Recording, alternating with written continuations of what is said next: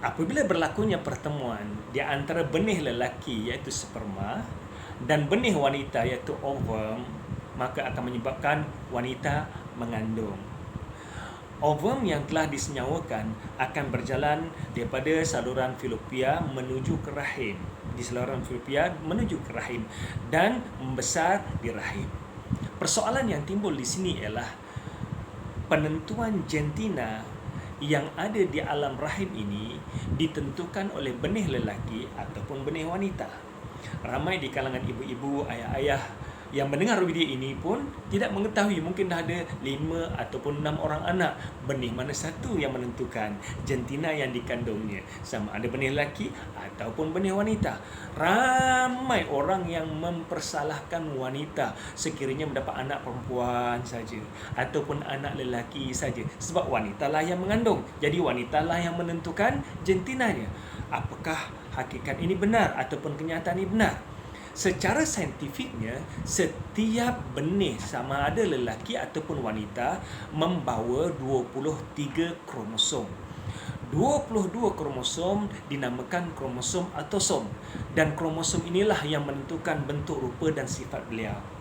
Manakala satu lagi kromosom dinamakan kromosom genosom, iaitu kromosom yang menentukan jantina bayi di alam kandungan tersebut.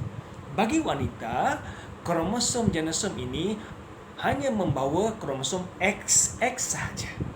Manakala lelaki membawa kromosom X dan Y.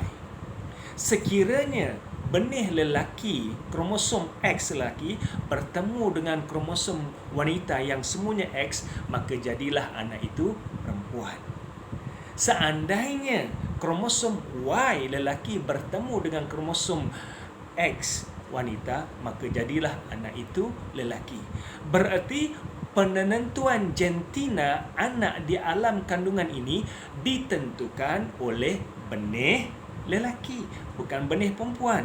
Sebab benih wanita hanya menerima dan kromosom wanita hanya XX sahaja. Jadi sekiranya kita nak anak perempuan, pastikan kromosom X lelaki yang bertemu dengan benih wanita. Sekiranya kita nak anak lelaki, pastikan kromosom Y bertemu dengan benih wanita. Jadi penentuan jantina ini ditentukan oleh benih lelaki, bukan benih wanita. Ini penemuan yang baru yang cukup menakjubkan ditemui di abad ini.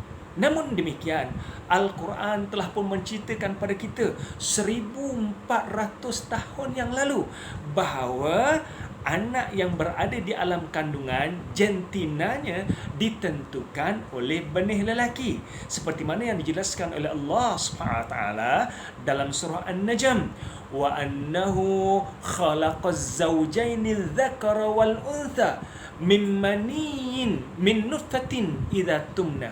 Dialah Allah SWT yang menciptakan untuk kamu pasangan-pasangan lelaki dan wanita. Dan lelaki dan wanita ini ditentukan daripada air mani yang dipancarkan. Sebab tu berlakunya hubungan suami isteri yang memancarkan air mani ialah pihak lelaki. Berarti jantina anak di alam kandungan ini ditentukan oleh benih lelaki menurut fakta Al-Quran. Demikian juga apa yang Allah sebutkan dalam surah Al-Qiyamah. Ayahsabul insanu an yutraka suda alam yaku nutfatan min maniyyin yumna. Apakah manusia menyangka bahawa mereka dibiarkan diciptakan tanpa tanggungjawab? Bukankah mereka ini asalnya daripada nutfah yang dipancarkan? Maksudnya di sini penciptaan lelaki dan wanita ini ditentukan oleh benih lelaki yang dipancarkan ke alam rahim. Allahu Akbar, tuan-tuan. Siapa yang mengajar Nabi Muhammad perkara ini? Di zaman Nabi Muhammad tidak ada mikroskop. Di zaman Nabi Muhammad fakta-fakta ini orang tak tahu. Tetapi Nabi Muhammad telah pun membawa kepada kita fakta ini 1400 tahun yang lalu. Inilah bukti mukjizat saintifik Al-Quran. Fakta yang baru diketahui pada abad ini, Nabi Muhammad telah pun menjelaskan 1400 tahun yang lalu. Wa ma yantiqu 'anil hawa in huwa illa wahyu yuha. Sungguhnya Nabi Muhammad sallallahu alaihi wasallam tidak bercakap ikut hawa nafsu.